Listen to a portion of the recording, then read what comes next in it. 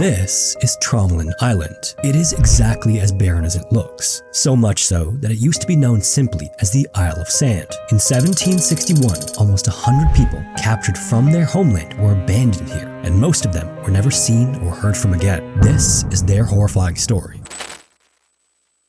Sometime after nightfall on July 31st, 1761, Jean de la Fare looked back and forth between two different maps. He was the captain of a French ship known as L'Utile, and he was in a hurry, but having two maps of the exact same area of the Indian Ocean that contradicted one another wasn't helping. After leaving from the east coast of Madagascar, Captain Jean was guiding his ship in complete darkness while up against winds of up to 20 knots, and unfortunately, he didn't need a map or the ability to see more than a few feet in front of him to know that his ship was off course. Without an accurate and reliable map on the ship though, he was left to figure it out using bad information. Considering this, the smart move would have been to slow down and wait until the sun came up so he could get his bearings, but time was a luxury Captain Jean could not afford. Along with a crew of more than 140 men, Captain Jean was charged with sailing west from the Isle of France, which is now known as Mauritius, to Madagascar to transport a load of beef and rice. The ship was expected back in the Isle of France in a few days, but Captain Jean had another stop to make first that only he and his crew knew about. Payment for the beef and rice would be a nice sum of money, but Captain Jean couldn't pass up the opportunity to make a lot more. His plan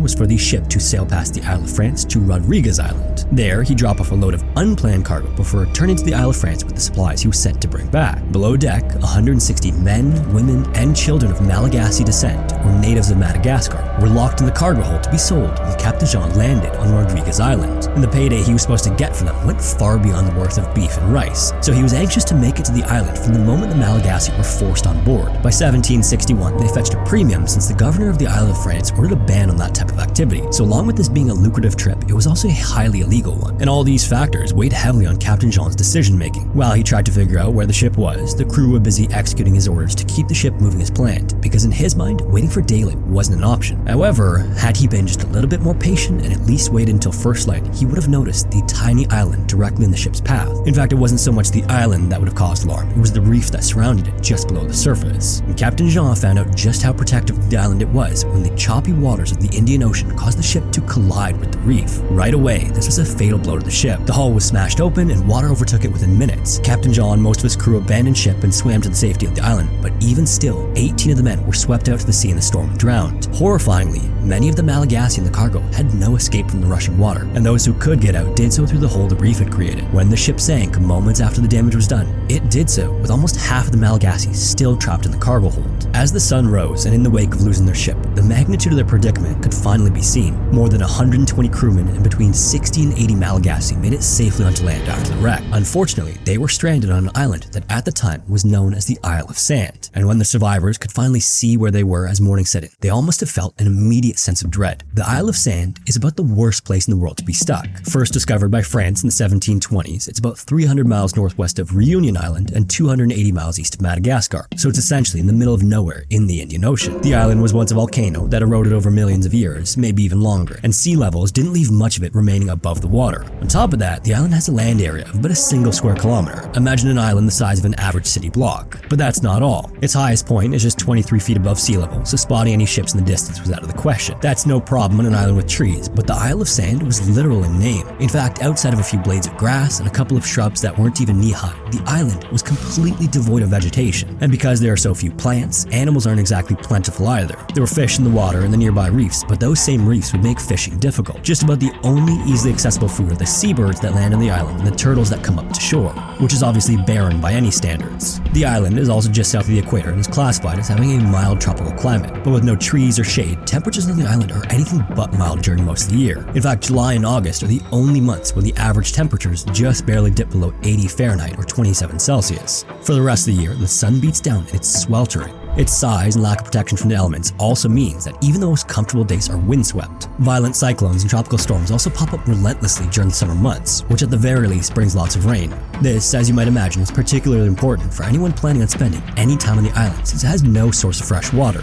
From the moment Captain Jean washed up on the island with the rest of the survivors, his behavior grew increasingly erratic. The stress and pressure of smuggling the Malagasy illegally and being lost in the Indian Ocean had already been more than enough to deal with. But now, not only would he not be getting that big payday he was looking forward to, but he also wouldn't be able to conceal the highly illegal activity he was up to. If, or when he was rescued from the island, and that was a big if, Captain Jean would have to face the Isle of France governor. This stress eventually became too much for him, and he seemed to have a break from reality. Something in him just snapped, and from then on, he was never the same. With this break, his crew had no other choice but to relieve him of his command. Afterward, First Lieutenant Barthélemy Castellan du Vernet took over and began organizing survival efforts. In the first little while after the stranding, the crew gathered up anything from the ship that washed up on the island, while others swam out to the wreck and retrieved supplies still inside. Because of this, they managed to stockpile a considerable amount of wood, food, and various items that could come in handy. However, something that should have been the top priority, which was sourcing drinkable freshwater, was completely overlooked. Since the crew had control of all the food and water and the Malagasy were not seen as equals, there was little reason for them to address it at the start of their ordeal. This would result in 8 Malagasy dying from dehydration in the first few days. It was only after their deaths that the new captain ordered a well to be dug to find water. And despite their shared circumstances, the social divide between the two groups remained in place. They shared the work side by side, necessary survival tasks like the construction of an oven for cooking and a forge for melting metal, but very little of the food and water stores were shared with the Malagasy.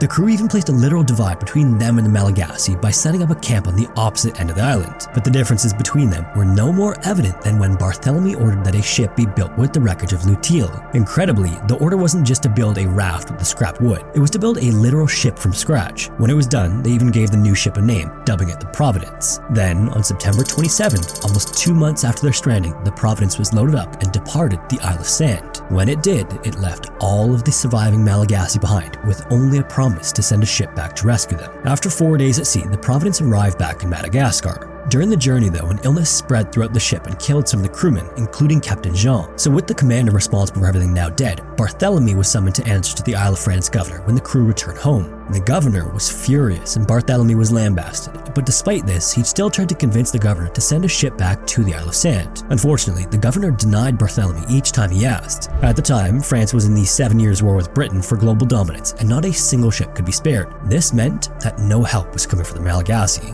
In the first few months after the Providence left the island, the 60 or so Malagasy waited eagerly for a rescue ship that unfortunately, unbeknownst to them, would never come. Eventually, everyone left behind had little choice but to make the inhospitable island home.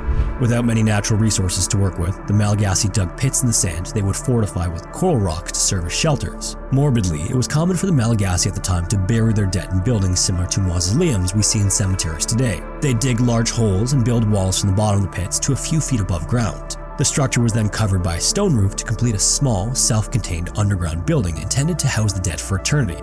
This meant that the Malagasy castaways essentially lived inside what they considered to be graves. Even worse, the stranded survivors were all from the central highlands of Madagascar, far from the coastline that surrounds the country. Growing up and capturing food near the ocean was different than what they were used to further inland, which was made all the more difficult by the dramatically few resources available to them. On top of that, one of the few sources of food that was available to them, which were the turtles, were considered taboo to eat in Madagascar. But despite this, any reservations about eating them didn't last long as hunger crept in and they began to starve. The good news, if there was any in their situation, is that turtles didn't have to make up the bulk of their diet, and neither did fish. Although evidence suggests that the Malagasy became skilled fishermen while on the island, they mostly lived on the seabirds since they were the most plentiful food source available. Unfortunately, even though food, water, and shelter were addressed early on, and the Malagasy adapted where they needed to, their population was dwindling. It's not clear whether this was sickness or malnutrition, but either way, people began to pass away. Not long after the crew left the island as well, the Malagasy created a large raft with what was left of the wood. When it was complete, 18 of them climbed aboard and paddled away from the island, hoping to reach anywhere else to bring back help to save the rest of them. Tragically, these 18 were never seen again. As time passed, the original months they were stranded slowly turned to years on the little barren island, and hope began to fade. After 3 years, most of the Malagasy had died, leaving just 15 of the original 60 alive. A year after the Providence landed in Madagascar, Barthélemy left to return to France, but admirably, he continued to ask officials to send a rescue to the Malagasy. The governor held firm every time a letter from Barthélemy arrived, but Barthélemy didn't limit himself to just the governor. He targeted anyone with any kind of political sway who could authorize rescue effort for them, and his nagging eventually grew too much for the Isle of France Minister of Marine Affairs. In 1772, 11 years after Luteil sank and with the war over, Barthélemy was finally successful. The Minister of Marine Affairs agreed to send a ship to rescue the Malagasy. This was unfortunately slow moving as well, so another 3 years would pass before any ship even left the port for the Isle of Sand. Not even a reported sighting of the Malagasy by a passing ship in 1773 or Barthélemy getting the French media involved was enough to speed up the rescue. Then, finally and frustratingly, when the first ship was sent to the Isle of Sand in 1775, it made it to the outer edge of the protective reef before turning back. Then after that, it would be another year before a second attempt was made. That ship took a different route and got as close to the island as the reef would allow and then anchored in place. The crew dropped a rowboat into the water and 2 of them hopped in and began rowing toward the island. A storm had begun to blow in shortly before the rowboat departed from the ship, and as if anyone needed any more proof how dangerous the reef was, the rowboat was tossed into the reef by the whitecaps and shattered into pieces, tossing the 2 sailors into the ocean. One of the men swam back to the ship and the other swam to shore, and then watched his ship pull up its anchor and abandon him there. Afterward, the stranded crewmen became part of the small community of Malagasy and eventually led another project to build a raft. The only difference between this raft and the one made more than a decade earlier was its feather sail made from the seabirds who inhabited the island. When the craft was done, the sailor was joined by 6 Malagasy and the raft floated into the Indian Ocean. But again, the raft and everyone else on board were never heard from again. The remaining Malagasy returned to their solitude when the raft left, hopeful that it would reach land and they'd soon be safe. But as months went by, it became clear that no one was coming to save them. You have to imagine that each of these attempts at rescue would only be more devastating when all of their new hope was crushed as time went on. And eventually, they must have even grown accustomed to rescue attempts of every kind failing. They must have finally accepted that they would never leave the Isle of Sand and continued on with any semblance of normal life they established after being left behind by the French crew. But everything changed for them on November 29, 1776. That was the day when a small French warship named the Dauphine pulled into the island under the command of Captain Jacques-Marie Boudin de Tromelin. And what he and his crew found was shocking. Of the 60 to 80 Malagasy who survived the shipwreck, only 7 women remained. One of them was holding an 8-month-old baby that had been born on the island, and all of the rest of them were wearing clothes made from seabird feathers they braided together. Captain Jacques would survey the conditions the Malagasy had been living in and could hardly believe his eyes. There were small buildings clustered together, and a shed had been built from coral stones to store food. The Malagasy even managed to construct a small lookout tower to watch ships. But thankfully, despite all of these amenities they had created, finally their ordeal had come to an end.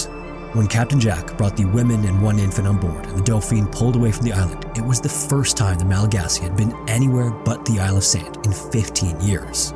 The women were then brought to the Isle of France and welcomed by its new, empathetic governor. He immediately declared them free and arranged to have them taken back to Madagascar, but the women actually refused to go. It's unclear whether the refusal had to do with the potential of being part of another shipwreck or something else, but the governor accepted their decision and instead gave them citizenship on the Isle of France. The infant and his mother and grandmother were eventually taken in by the governor and went on to live with him on his estate. He also renamed and baptized each of them, making them a part of his family. Then, after the others settled on the Isle of France, history lost track of them, and that was sort of the end of their story. For his successful rescue of the Malagasy, the Isle of Sand was renamed in honor of Captain Jack to Tromelin Island, which is what it is still named today. And the little sandy island is still sitting in the middle of the Indian Ocean. And because of its unlucky inhabitants 300 years ago, it's become an important archaeological site. Since 2006, 4 archaeological expeditions have taken place to uncover how the Malagasy managed to survive for 15 years in a place that's almost completely uninhabitable. The first expedition documented and examined the remains of the shipwreck, and by then the only signs of it were the items that couldn't be lifted to the surface, like anchors, cannons, ammunition, and rigging. Otherwise, the Malagasy had managed to use everything else they had at their disposal. The next expedition focused on locating artifacts and the remains of those who died while stranded. Archaeologists would go on to discover 3 of their buildings, including one that almost certainly was used as a kitchen. It contained the oven that was built when they were first stranded and a stack of copper bowls the Malagasy got from the ship. The bowls showed obvious signs of both wear and repair, which was a significant accomplishment considering what they had available to them. Fixing the copper bowls required bolting a patch of copper over a hole, but the Malagasy had no loose copper, bolts, or many tools. But despite this, they managed to source copper from the shipwreck and then melt it and mold it to create a bowl patch. For rivets, they rolled up thin sheets of copper and drilled holes into the patches by using a combination of bone and other metal tools. Handmade spoons were also found, as was an iron tripod that held cookery over an open fire.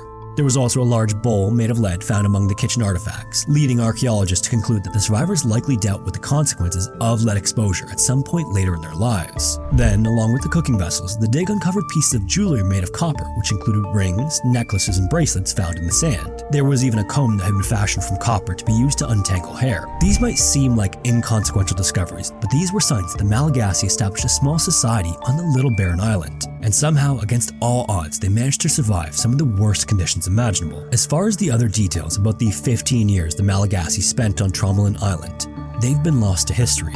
A series of interviews was done with each of the survivors, but any record of the details of their first-hand experience has never been located. If you made it this far, thanks so much for watching. We have a whole bunch of other historic expedition videos on the channel similar to this if you enjoyed it, so make sure to check those out. If you have a story suggestion, feel free to submit it to the form found in the description, and hopefully I will see you in the next one.